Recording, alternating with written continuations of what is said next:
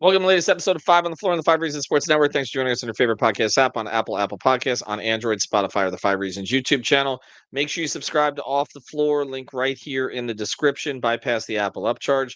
Pay $2.99 a month. You can cancel at any time. Get access to 10 different channels, plus our stage shows exclusively on Off the Floor. Also, check out the great sponsors of the 5 Reasons Sports Network, including a special sponsor of this particular episode, Underdog Fantasy. We've got the wild card playoffs going on. Still got 4 of those games to go. You can play them all on Underdog. Underdog, the best place to cash in on all your takes during the football playoffs, which players are going off and which ones are ice cold. With over 5 million happy players and 2 billion won, Underdog makes it fun and easy to cash in on all your favorite athletes' performances. So, depending on what you see, say Jordan Love doing for Green Bay or any of the other players, Matthew Stafford for the Rams, you can play it all on Underdog. Of course, you can find the NBA there as well. So you download the app, sign up with the promo code 5, and deposit now to get up to $1,000 of bonus cash instantly. That's the promo code 5. Must be 18 years or older, 19 or older in Alabama and Nebraska, 19 or older in Colorado for some games, 21 or older in Massachusetts and Arizona, and present in a state where Underdog Fantasy operates. Terms apply, void in Colorado for some games. Concerned with your play, call 1-800-GAMBLER. Visit www.ncpgambling.org. And now, today's episode. Down the Biscayne. Yikes. 5 on the floor, ride for my dogs. Where here's the thing, you can check the score. Hustle hard, couple scars, wearing rubber frauds. Just like Butler said, you in trouble, y'all. Kept the floor playing, got it all banned. Y'all seen the block, stop with one hand. And Pat we trust. You sound scared. It's about have the guts, we're here to bring the heat. Y'all can hang it up. Welcome to 5 on the Floor, a daily insider show on the Miami Heat and the NBA, featuring Ethan Skolnick, Greg Sylvander, Alex Toledo, Brady Hawk, and others from the 5 Reasons Sports Network. Also, make sure to subscribe to Off the Floor for the most heat anywhere.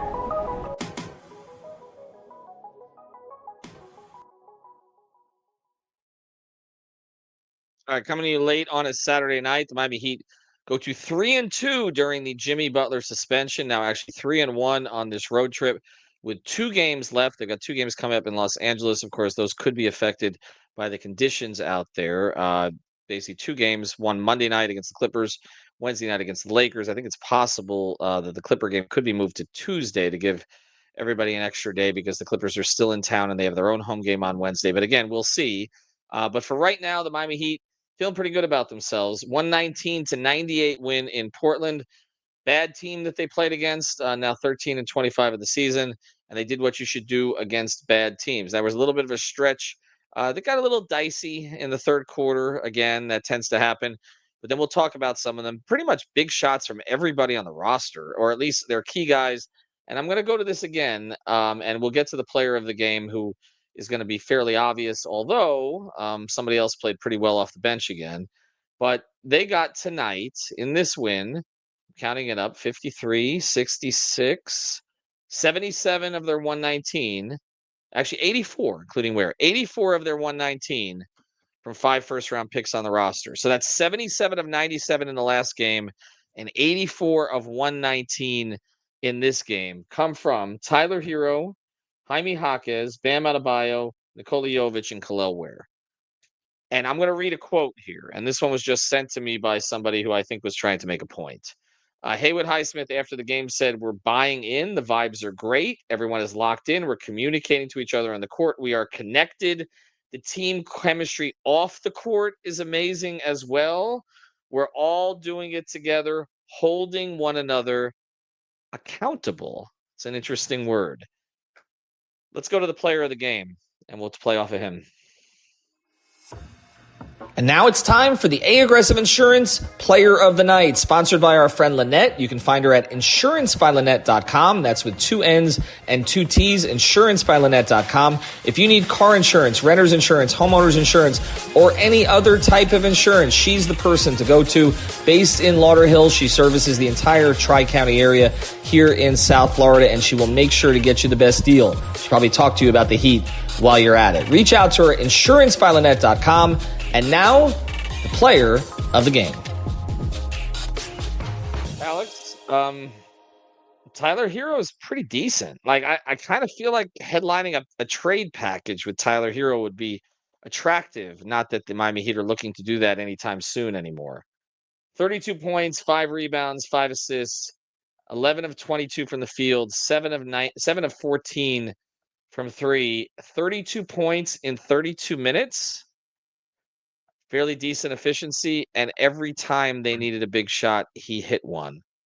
Um, Best performance in a while, in my view, from him, just from a shooting perspective. I mean, he's played obviously well a lot of times this season, but he's been a little bit up and down with shot of late. He was not tonight. Yeah, man, it's great to see Tyler just continue to show that, he's on a different level this season, man. Like I think some of the skeptics for what he's done this season, maybe people who maybe aren't watching as closely, can be like, hey, look, he's had really hot starts to seasons before. He did last season. He did it the season before. Like he plays he plays really well in the month of December and November, like usually very often. And I think now, like, you've gotten to this point, right? The calendar has flipped. Not only is it just like, oh, Tyler's having a good shooting year, anything like that. Like, we've all seen the steps he's taken and just the way that he's putting it together night after night after night. Or like you said, even nights where he's not, shooting as well as he did tonight from 3, the impact is still there, right? I think outside of maybe like the win that they had against the Warriors, right, where he had a rough shooting night and they kind of just did it, not without him because he obviously contributed, but just like despite him having a rough game. That's not usually something you see this season. He's kind of been the guy, he's been their offense for a lot of the season. Him, Duncan, I think have done a whole lot of carrying of their offense, and obviously Tyler to a different level. So for him to still be doing this and, just showing you night after night that this is real, right? Like this is just, the results of becoming the best version of himself, man. Like he's making great reads out there night after night. He's obviously a terrific shooter. I think the game is really slowed down for him, and he doesn't make a lot of bad decisions out there. He doesn't make himself stand out in any sort of negative way, on the offensive side of the floor. And on defense, man, he is what he is. I'm just glad to see him doing this at the level he's been and just continue, right? Like even in these weird circumstances where, you weren't supposed to be the number one guy. Jimmy was supposed to be, even though, we know what Jimmy does in the regular season. But here you go. Like Tyler, despite the circumstances changing and being this tough, where all of a sudden he's leading a really young team, he's still doing his thing, man. I get it. It's the Blazers, but he continues to do it. He continues to rise up and play at an all-star level.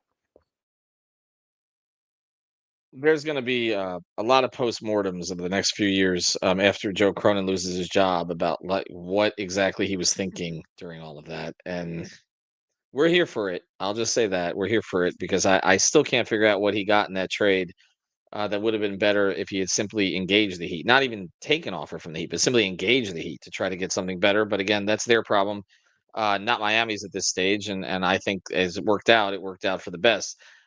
Brady, we're going to talk about Nikola Jovic here going forward, and he's involved in a couple of possible plays of the game tonight, but another 20-point game tonight, and the chemistry between him and Ware, which we may get into on that play of the game, continues to be excellent. 21 points, 8 rebounds, 5 assists, 8 of 12, some elbows thrown, some attitude. Everything but the mid-range, right? He won't take a mid-range shot. We were talking about that on playback. He refuses to take a mid-range shot. Like he's programmed not to take a mid-range shot. But Good. beyond that, right. Well, I guess that's what they want. And we say Niko's the type to take everything very literally. So I believe if they told him layups, right? Layups or threes, like that's what he's going to do. I am going to program myself to just do that. What did you like tonight? I thought, the playmaking we've talked about has been really good. The shooting's been good, but I don't know. He's playing with edge also. Yeah, I think number one, the confidence is the clearest thing to me. I mean, we saw it at certain points last year, but it always got back to him kind of being put in somewhat of a shell when he got to put in the starting lineup and he'd play the spot up role and everything. And I think this new role has allowed him to do so many other things, and it's opened up the spot up shooting. So they're still going to help off of him. I mean, that's been made pretty clear. They're going to still trust the ups and downs of his jumper.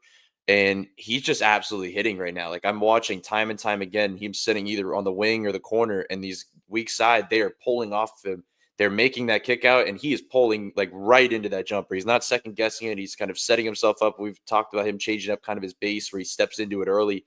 And he's just shooting it really well. And it's the different looks he's getting where they're not all the same. Like he had one where it was off the dribble, where it was like it was a top above the break, just kind of off the dribble, little step back type, and he hit it. He has the clean catch and shoot ones. Obviously, he's not taking ones like super consistently off screens or anything, but I mean, he's pretty much if he's coming off a screen, we've seen what he's able to do when he's going downhill. So like, there's just so much to like right now. It's the aspect of the way he's able to push the floor. We keep talking about the stuff he's able to do on the break, but like right when they change from that opening lineup to the second group, it doesn't even have to be when Ware's in. It could even be with just a straight up 1-for-1 flip. You notice the pace change. You notice the energy shifting when he's on the floor because he's going to get the ball and he's just going and he's going to try to find an advantage and he's going to find the open guy on the break. So you mentioned him playing with Ware, which is I've been talking about has been fun off the bench. I think they need to stay glued to that. But I've really liked because I've kind of mentioned it more as a 3-man pairing because I really like Jovic with Tyler. I just like the way they play off of each other. I think those three specifically, I was talking about some numbers yesterday. The offensive rating, I think it's like 124, and the defensive rating is 109 with those three on the floor together this season. It's just been really good, specifically offensively. I just like the way they work off each other. The ball movement in the first half was kind of my big takeaway from this game. I just think when this version of this team, they're going to be at their best when they're moving and the ball is just moving the way it was. Like, Portland's a team that loads up on strong side. They're going to load up on the ball. And we saw that in the first half. They were just pretty much going to hedge over on whoever had it in the mid post or whoever had it on the wing, in a pick and roll. And what they did was Tyler and Niko were like, okay, well, we can make skip passes. We're able to do that. So they just did that for like pretty much the rest of the first half where they're making that pass to the opposite corner. And it just shows the growth of their game that these two young guys are able to make those reads, make those passes. Tyler had one with his left hand on the right wing where he just kind of got it over to Haywood, like an incredible pass. Jovic had a couple. He seems to have a couple every game. So it's not just about like the 32 points, the 21 points from either of these guys are shooting well or not shooting well.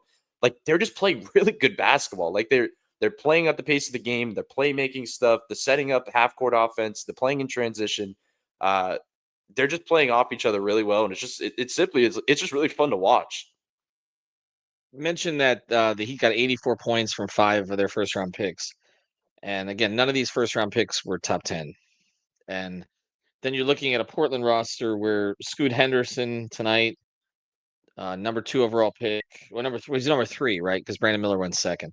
Number 3 overall pick, 1 of 6 from the field, 3 points. He doesn't look like an NBA player right now. DeAndre Ayton was the coach's decision, didn't play. That's a former number 1 overall pick. It's not. We take it for granted, like that the Heat have found these guys in the middle of the first round, middle to end of the first round. Like this doesn't happen for a lot of other teams. And again, I know everybody focuses on the Maxi Precious thing, but I mean, other than that, these other picks, we're seeing these guys kind of pop in different ways here, and Jovic in particular. And I think we'll probably do more podcasts about him in the event that Jimmy comes back, because I'm curious to see where Jovic's role goes to at that point. They are playing a very free. I'm not going to say they're a better team without Jimmy Butler. I'm never going to go there, but they are playing a more free flowing style. That's for sure. Now against teams like this that you can kind of slice and dice, you can continue to play that way the whole game, and then you have a dip, and then you make a shot like they had. Herro, Jaquez, Bam had a big 3, and I'm sorry, and the other end was and Jovic all had long range shots to at least push Miami ahead when it looked like things were starting to get away, when the 20-point lead dipped into single digits. So they all did this at some point during the game. And again, we shouldn't take it for granted, because this does not happen for every team where these guys, basically can become the core of what you're doing. You can do this against a team like this. Against a good team, there were times in this game where I'd be like, if they were playing a good team right now, they could probably use Jimmy to, whether you're going to call it foul bait or mismatch hunt or whatever, slow the game down, get to the line. Games like this, though, they can survive. And I think now we look back at that first Utah game at home, and we tried to tell you this at the time. It was an anomaly. It was like when sort of Spo said it. The first they were shell shocked. Everything was going on at that time. They played much better against Sacramento, but then blew it with a 17-point lead. This really should be, honestly, at this point, because they should have won that game. This really should be at this point what a 4-1 without Jimmy. I mean, it should be. I mean, the Utah game they got blown out, but it really should be 4-1 without Jimmy and 4-0 on this road trip. I mean, they've played well enough throughout for it to be that. All right, going to go to the play of the game here. I'll let Alex weigh in on this one. And now it's time for the X-Ray of the Play of the Day, brought to us by our friends over at Mobile C-Arm and Staffing Services. Nelson and his team will bring the X-ray equipment and the staffing to you if you work in a hospital or a medical office. Get a consultation today at c-armandstaffing.com or give them a call at 561-891-9620. Their fleet of trucks at your service. Again, it's Mobile C-Arm and Staffing Services, 561-891-9620. And now, the X-Ray of the Play of the Day. All right, I was going to go to you on this. I do want to mention before I forget, Terry Rozier was under 30 minutes tonight.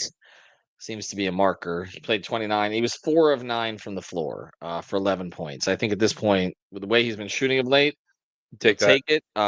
They'll take it. Now, he was 1 of 5 from 3, which actually raised his percentage over the last 8 games. He's now, I'm sorry, it's late. I don't mean to laugh. He's now 6 of 47 over his last 8. So, anyway, Alex, the play of the day. Oh, you're just lobbing it to me like that? Okay, well, the play of the day was... I lobbed it to you like the lob. Exactly. The lob? Go ahead. Exactly. I have Niko Jovic. Go ahead. You did the opposite of what Niko did, which was throw a pretty great lob pass. And it was just more of what we've already seen with them too, man. Like, they just play so well off of each other. And, like, that specific play, it was in the second half. And it was Niko coming off of a short roll there, and I believe Ware was on the baseline, and the guy helped up off Niko, coming off the short roll, and it's just an easy read, man. Like, Niko is always going to make that read with an athletic big down there, like I mentioned on a couple shows ago with the catch radius that he has. Like, it's just insane, right? I think Niko, right, probably really enjoys playing with him. And I know he said as much and how easy it is to play with him, but just in that sense where it's like you can just throw that ball up, but all of that started with Tyler Herro. They sent two at him, like Brady was talking about, like they overloaded on him, and they it's something he's been seeing a whole lot of this season, a whole lot more than in years past. And Tyler just did the right thing. They sent two. Jovic got free. It was I believe a 3-on-2 or something like that, and that's where the lob started from. So Tyler being able to be somebody who can draw two regularly now is obviously huge for the Heat, specifically in this time without Jimmy. Like, Tyler's jump couldn't have come at a better time, because they need somebody to step in and take that load. So shout out Tyler for getting all of that started. Shout out Jovic for making the right read like he typically does. And it's a pretty great representation of what's been going right for the Heat lately with those three guys. We'll get to defending the house in a second, because it's one of the player we haven't really spoken about. But I just want to mention again another modest offensive output game from Bam, but not problematic. Like, I feel like we've had a bunch of those lately. Like, we keep saying this after the last game. It's not like they're upping his usage. They're not. It's just that he's kind of doing just enough, and we're seeing Jovic and Jaquez take over some of the scoring load that Jimmy used to carry. We're not really expecting Bam to do it now. And tonight he was 13, 11, and 6. But there were some rebounds he could have had that he didn't have. But, I mean, overall, good enough. I think that Ware off the bench had some decent moments. And then Klingon, the first-round pick, who he was discussed a lot with before the draft, I thought sort of pushed him around at sometimes, which is something that's have to be watched. But again, from Bam, like, this is not the type of game to, like, worry about him or overpraise him. He was fine, and I think there's been a lot of those games like that. I do want to get in defending the house to somebody else, though, who I thought played really well tonight. Alex, roll it. And now it's time for our Defending the House segment, sponsored by our friends over at The Real Estate Shop. You can find them at realestateshopfl.com. That's with 2 P's and an E, realestateshopfl.com, or at the Fort Lauderdale Realtor on Instagram. This is Javier Iglesias and Amanda Martin. They help buyers and sellers in real estate. They're nimble and protective of their clients. They service the entire Tri-County area. That's Miami-Dade, Broward, and Palm Beach counties with a proven on-market strategy. The real estate shop sellers earn the most money in the shortest time frame because Amanda and Javier have a deep understanding of the local market. So check them out. Again, it's at the Fort Lauderdale Realtor on Instagram, realestateshopfl.com, or give them a call at 954-268-9812. And now, who defended the house? It's kind of funny because with Haywood Highsmith, sometimes I feel like we focus on him more when he does things offensively. So he did tonight, 5 of 8, 4 of 5 from 3, 14 points. Game high 37 minutes. We have seen, Brady, that at times it's been a little confusing that Spo's gotten away from him. And in other games like tonight, he leans on him. Why do you think he leaned on him tonight? Well, it was pretty clear. I mean, he came out and he was just shooting really well from 3. So, like you said, that helps. Uh, it was actually funny to watch. Like, if you watch the development of the way the Blazers were defending him, it was early in the game. He was open on every one of his threes. And rewatch the second half of how they guarded Haywood Highsmith. They were not letting him breathe off the ball. And that's just funny to me. Like that's the ideal situation you want to be in if you're Miami and setting up your offense. So Spo looks at that and pretty much says, okay, we'll keep him out there the whole second half.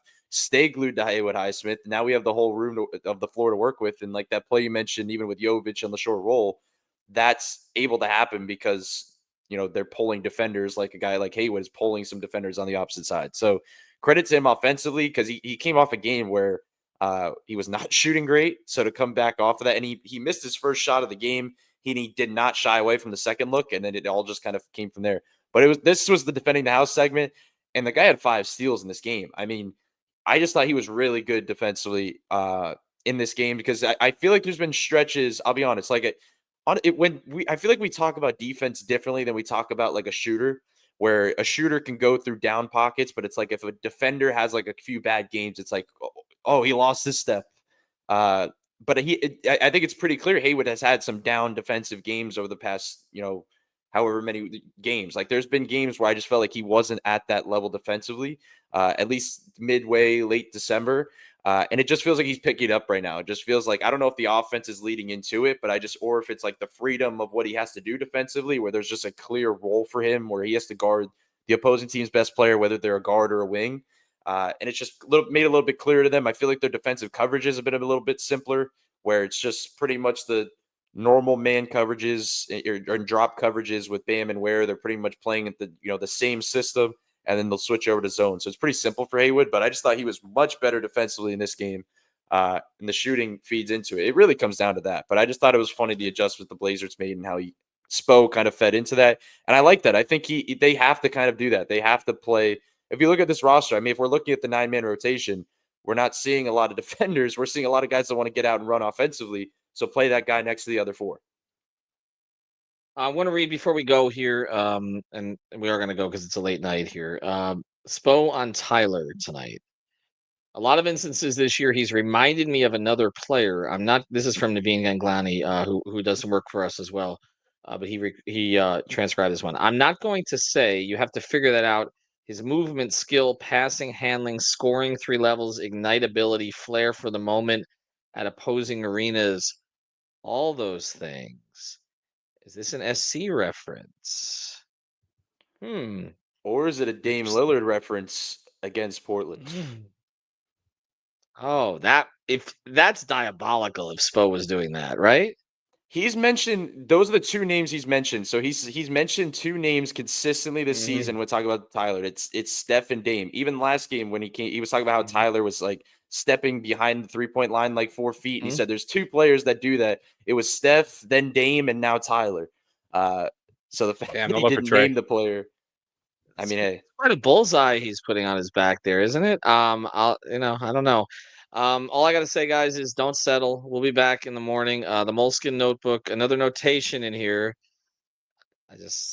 Again, I'll never understand it. The pod that we're going to have to do over the next couple of days is, what does this look like if and when Jimmy comes back? Because that Haywood quote, can I read it again? I'm going to read it one more time, and we're going to go out the door here. Well, you know what?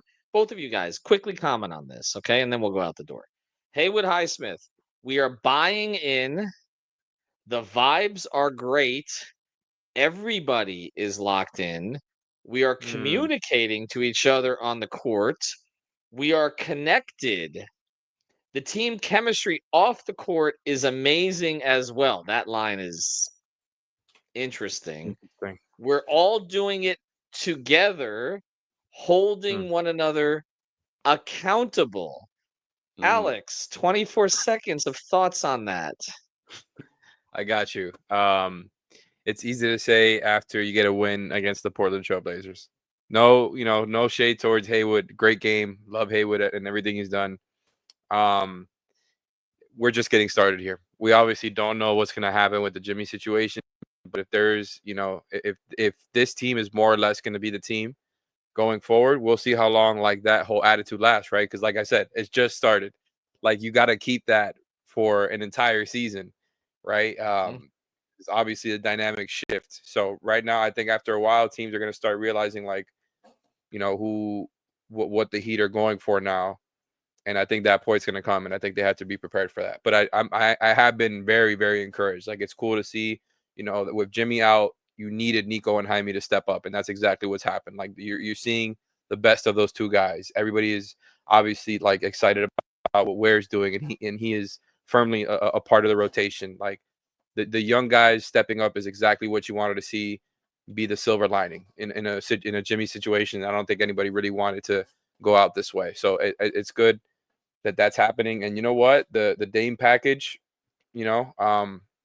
mostly responsible for the 124 offensive rating that the Heat put up on the Blazers today, while holding them to a 102 offensive rating. So, yeah, never settle. Never settle. Brady? No, I just think the holding one another accountable part of that is funny. Just because that's like the whole theme here. So like the ending of that quote is funny. But I mean, my thing on it is the vibes are always going to be better if Jimmy was playing tonight and none of this happened and he had 30 and they moved on and got a win, the vibes, it's just another game. But when it's Jovic and these young guys and it's Tyler emerging and it's all this, like the vibes are always naturally going to be better. So I mean, even with all that stuff aside and the conspiracies behind the words, like it really is true. I mean, there's just a little bit of a better vibe to it in the locker room when your young guys are emerging, especially against this team, as we all know and joke about. So, yeah, but we could really dissect every sentence there because you could definitely tie. I mean, literally every sentence applies in some way to the current situation. I can tell you that when I tweeted out, when they posted the video the other night of Jovic breaking them all down in the locker room, and they hadn't posted a video in the locker room for a long time. So I was like, okay, and I tweeted something to the effect of, I think this was done intentionally, or I don't think this was by accident. I did hear from someone at the Heat who said, no. He's like, it wasn't a shot at anybody or anything along these lines. It wasn't meant to prove a point.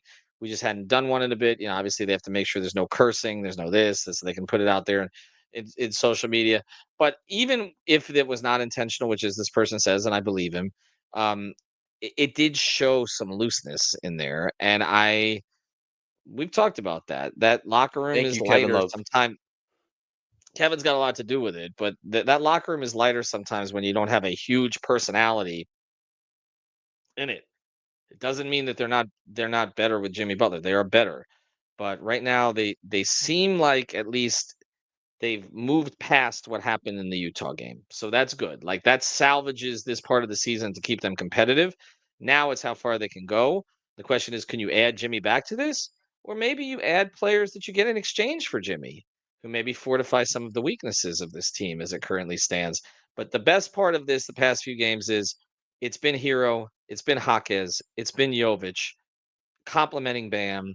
You're getting something from where 5 of your first round picks dating back to 2017 are doing the heavy lifting now. As an organization in this CBA era, that's what you want. Thanks to Brady. Thanks to Alex. Thanks to our sponsors. Lots of football tomorrow. Make sure we always mention Underdog. Use code 5. Of course, Prize Picks. You can use the code 5 there as well if that's your preference. Have a good night, everybody. Thank you for listening to the 5 on the Floor on the 5 Reasons Sports Network. After all, someone needs to listen to my dad.